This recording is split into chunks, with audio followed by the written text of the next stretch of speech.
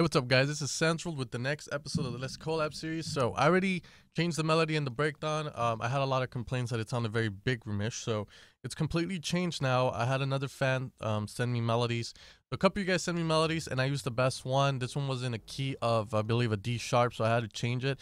And it took a while, but I finally got it finished. I apologize for the long delay on this episode. It's mainly because I was trying to find the right melody to continue, but then I said, fuck it. I think they just want to know more about finishing a track and EQing it and all that. So I'm going to focus a lot on that and a little bit on the structure on how I did it. Now, the first drop doesn't really go with this, so we might have to change it in the future. Once we get it to the outro, we might have to change the intro for it to fit a bit better. But this is what I have so far. Pretty much I kept the same sounds, except I added a chord to introduce it. So here we have the original drop.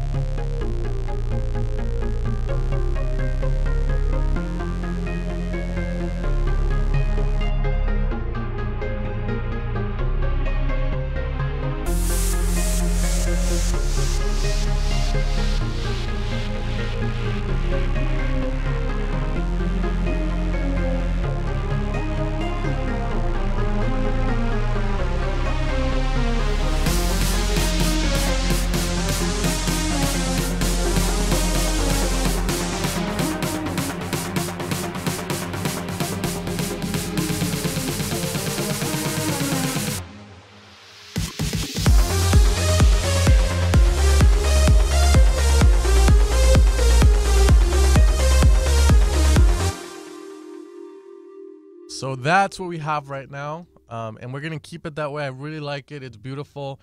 It might not sound like the Dub Vision Turn Around track, but I feel like trying to sound like someone else is not something I want to do for this.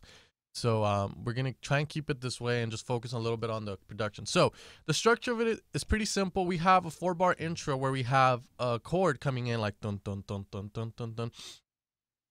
And that section would be for a vocalist. I try to keep it very simple, if you guys noticed, but I am going to make it more complex towards the end of the series for Progressive House. We're going to try and make things more unique and so forth. So right now it's just getting the idea down. So as we saw, we have that, and then we have some bass come in and pads slowly being filtered in as well.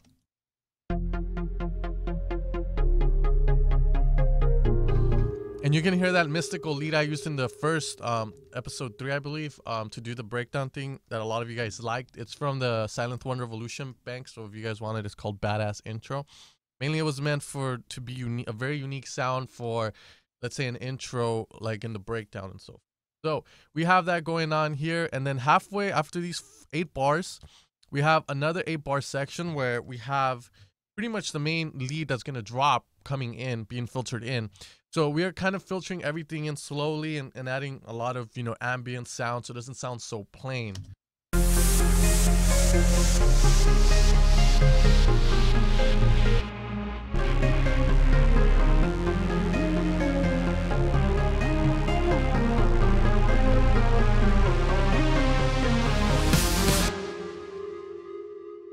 So we have another 8 bars, and then we have an 8-bar, or I believe it's an 8-bar build up.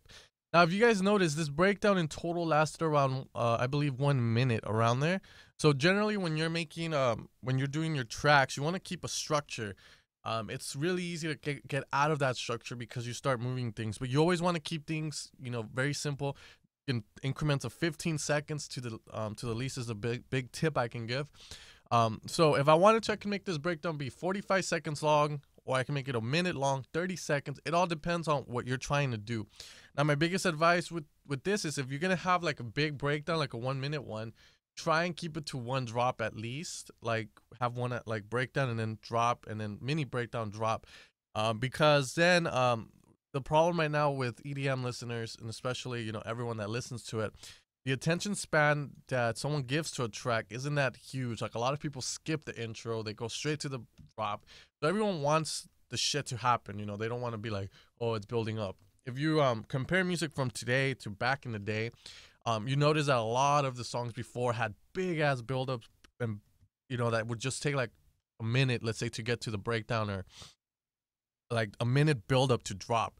And back then that was the craze. Now it's more of a about drops. So that's the main idea of it. So try not to keep it for that long.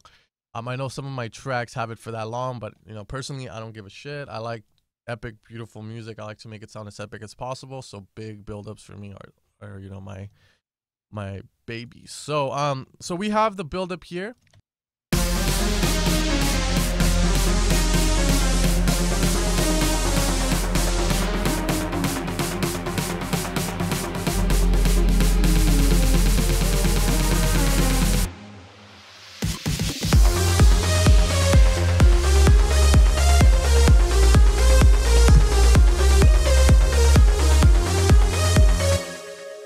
Now I'm gonna put ozone 5 on it because I know a lot of you guys are used to hearing music like that. So this is the way it would sound like if we had a mastering chain right now.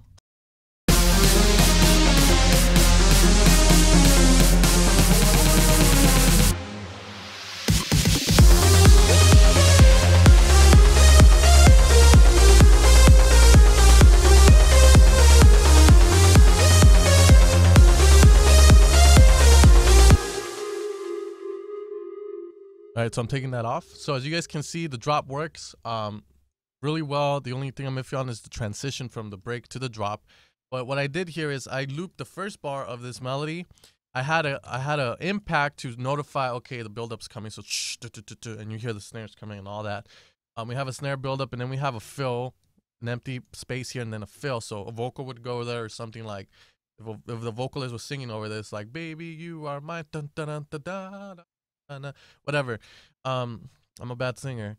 So this section here, you want to do it very smoothly. So what I like to do is I always like to filter in and out. So what's going on here with my leads, if you notice, they're kind of being filtered in all the way, and they reach max point halfway in, like they're fully open, and then they go back down, and then they have a little bit up, so you hear it coming, and then finally mini break, dun dun dun, boom, and it comes in. And it's not all new to you because you were hearing part of it in the breakdown. So that's one of the keys that I can give you guys. If you guys are going to drop into something totally different from your breakdown, on that buildup, you want it to be longer, and you want to start filtering in that groove in your buildup. So pretty much, let's say we wanted to have this drop here. So what I would do is just filter those in on the buildup. So it would be something like this. Watch.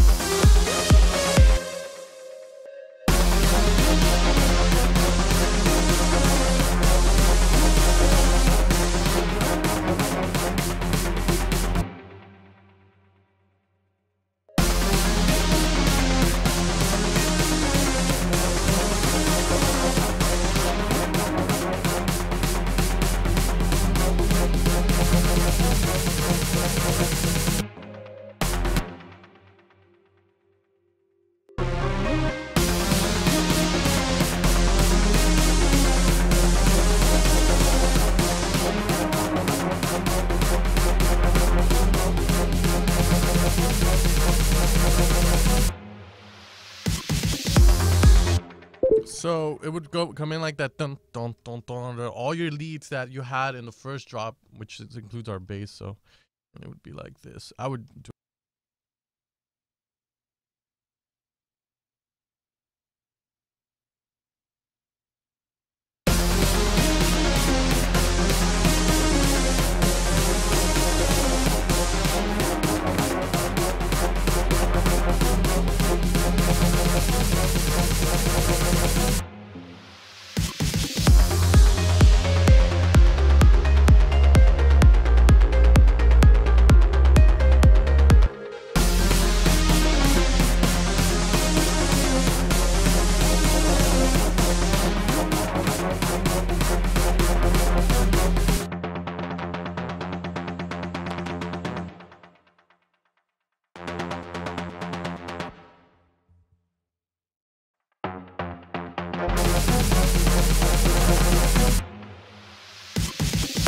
So this is how it would sound like if I was trying to drop with the drop from the first one, and I just wanted that melodic break and then back into that dun dun dun dun dun dun, dun. So it would go like this.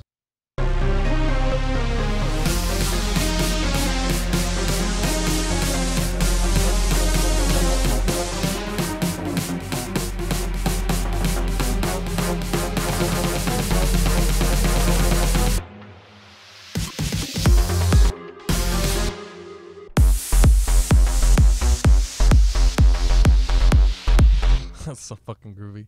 But yeah, that's the way I would do it. Now let me undo all that.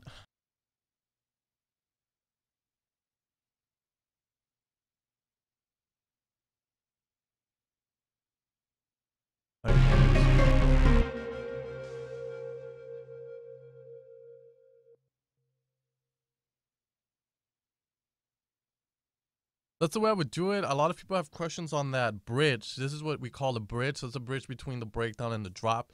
And it needs to be spot on or else your track will sound really, really different. And in my opinion, you can have any drop you want, any breakdown you want, but as long as your bridge perfect, it won't matter. It will sound good. It will sound like, you know, it goes well together. And that's one of the keys that a lot of people don't understand. You can't just have a build-up and not introduce the drop if it's going to be totally different from what you had before. So you got to give them a little preview on that build-up. It's like having a vocal like, oops, I did it again. And like people know, oh, it's Britney Spears coming in. Oh, and then when it drops, they know, okay, they didn't just like, holy shit, Britney Spears, the fuck, on the drop. So, you know, that's, I know it's a kind of like a weird example, but you gotta let people know. And the way the brain works is that way. If you throw something at it fast, obviously it's gonna be like, what the fuck?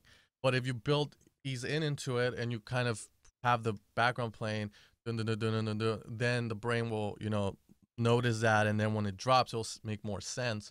And a lot of the times when you mix music, like DJs mix, a lot of people are like hearing, you know, the mixing going on, and they hear the other song coming in. And a lot of the times you'll see this too. They'll be like, oh my god, is that song? I know this song. I know this song. So they get all hyped up for when it drops, you know. So that's the same idea here.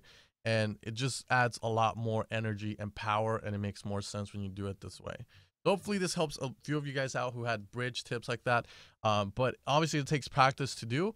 But like I told you guys, I showed you how I did it here, and pretty much we have a beautiful drop. Now let me talk a little bit about the drop. The drop, as you guys notice, it's not a sustained bass, but it's more of a bass that's kind of rolling, but I still have my sub being sustained. Now the reason I did that is because my leads are they're not that fast, so they're not going like da da da da da da da da da da da. So if I have a slow bass, which is a sustained bass going one one one, then I have a lead going da da da da da da da da da da da da da. Everything's gonna be slow, so there's not gonna be that much energy going on. There's like no, you know, it's more like. So in theory, you want to have either a fast lead and a slow bass, so a sustained bass with a fast lead on top, or you want to have a fast bass with a slow lead. Like if you guys hear Tokyo by Night by Axel, it has a fast moving bass because the lead isn't really that moving that fast. But then if you hear something like by Borges, whatever you want to call him, he has a song called Invincible. The lead's very fast, so the bass needs to remain sustained all the way through, or else there's gonna be a clash of rhythms going on, and you don't want that. So that's my little take on that. All right, guys, so I'm gonna leave the video there. You guys saw the drop. Obviously I talked a lot about the bridge. I probably fucked up on a few things, like, you know, making it, but you kind of got, I'm sure you guys will get the idea of what I'm trying to portray here.